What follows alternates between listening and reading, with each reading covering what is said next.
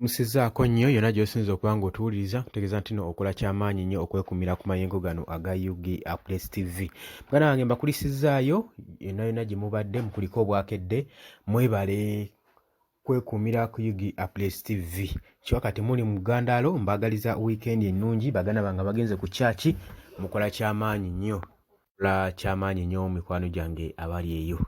Kaakati Joel Ssenyonyi leader of opposition era nga spokesperson wa National Unity Platform avuddeyo n'adifendinga ba foot soldiers. Jjukira nti nno okuva ku saga eri eyagwawo e Bulindo mu Wakiso district President Robert Kyagulanyi Ssentamu asooke akubibwe obukebe bwa Afghanistan ne bumuyisa bubi nnyo obwamuleetera ebivune eby'amaanyi n'oluvannyuma n'afundikira nga bamuddusizza mu ddwaliro Ensambya eyo gye baamukolako nanfingi oba kye tuyita sajale. Mukwano gwange embeera ezeggwayo nga poliisi eyogera amatankane.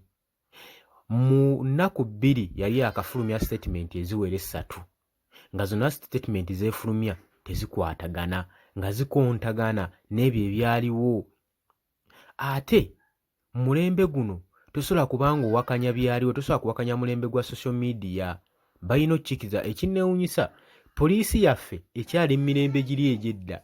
Poliisi mulina okkikiriza nti nno tuli ku mulembe gwa social media ogwa .com nti social media amasimu gajja so buli kimu ekigenda mu maaso babeera bakikwata, evidence ebeerawo. Kati gwe masekkati g'obujulizi bwonna obwali awo mu nkumi n'enkumi z'abantu abaakwata n'ovaayo n'okola statement ng'eyo n'ogamba nti Robert Kyagulanyi Ssentamu ebiwundu bye yafuna yabifuna alinnya mu mmotoka ye, so nga obutambi bwazze butambulira ku social media nga butambula buli wamu nga bulaga embeera yonna eyaliwo n'akavuyo poliisi we yatandikira.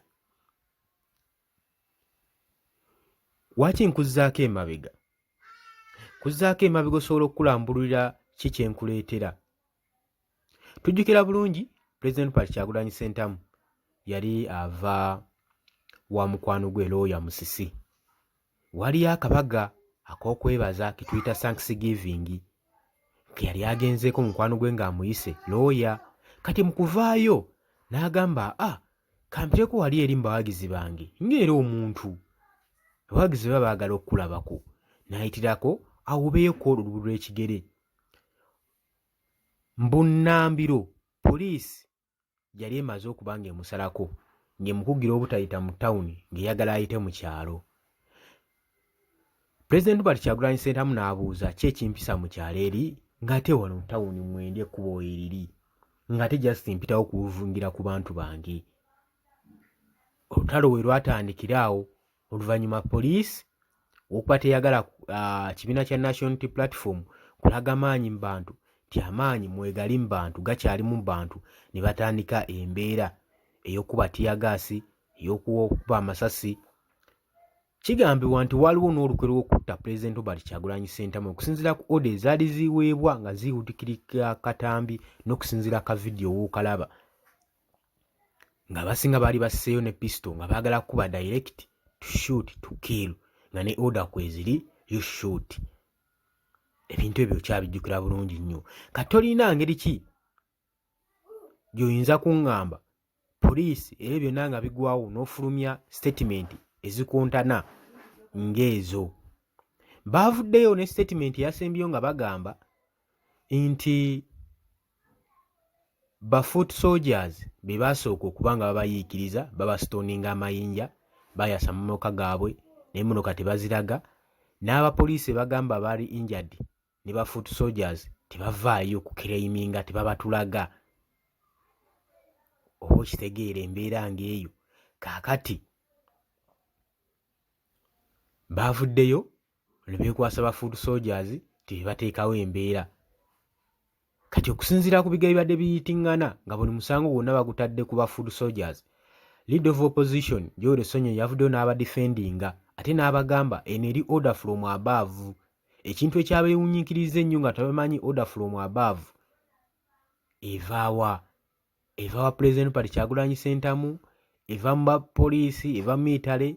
Jjukira eggulo we babadde ku mukutu ogwa TV yasinzidde okuba nga adifendinga ba foot soldiers n'abagamba mmwe abasooka okuyiikiriza ba foot soldiers olw'okuba mmwe ne rigimu eno ne mwami Museveni mwagala abantu batambulire ku bibegabega byammwe, temwagala ba foot soldiers oba kibiina kyonna kubaawo na mbeera gye kiteekawo. Buli kantu ke mulaba kati kabatiisa. Bino abyogedde olw'okudifendinga ba foot soldiers nga bagamba kasita muba nga mutaddewo embeera yonna gye mwateekawo nga mwagala kutta President Robert Kyagulanyi Ssentamu, tewali ngeri ki foot soldiers gyatantaddewo mubiri gwe, era alina okuyiwawo omubiri okusobola okulaba nga badifendinga pulezidenti waabwe. Era naga poliisi ebyo bye yeekwasa nti ba foot soldiers byabwewussa. Poliisi tugiraba nnyo nga yesooka okuteekawo obujagalalo eri naddala ekibiina kino ekya National Unity Platform. Buli nkuŋŋaana ze bagenzeeko, buli exercise gye bagenze okukola, poliisi yesooka okuteekawo akajagalalo.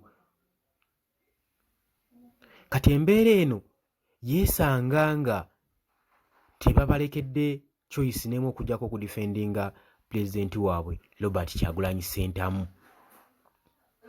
Kati embeera eyo yegenda mu maaso n'okuvugira ku mumwa gy'Abannayuganda okusinza ku Joel Ssenyola bagambye order gye batambulirako eva from above. Kati bali wano batakula emitwe bebuuza order from above evaawa? Tesobola kubanga eva President Robert Kyagulanyi Ssentamu, tesobola kubanga eva mba military police evaawa? Kati yabalese abatakuzza emitwe leader of opposition Joel Ssennyonyi, era kati kyekintu ekivugira ku mimwa gy'Abannayuganda saako n'abagoberera omulembe gwa ligimu ya mwami Yoweri Kaguta Museveni. Wamma nkutegeeza gwe atandika kuba ng'osubscribinga, genda maaso osubscribinge, sharinga, commentinga. Kye muba mumanya mbaagaliza weekend ennungi mu mikwano gyange abali eyo. Webale kwekuumira ku UG Updates TV.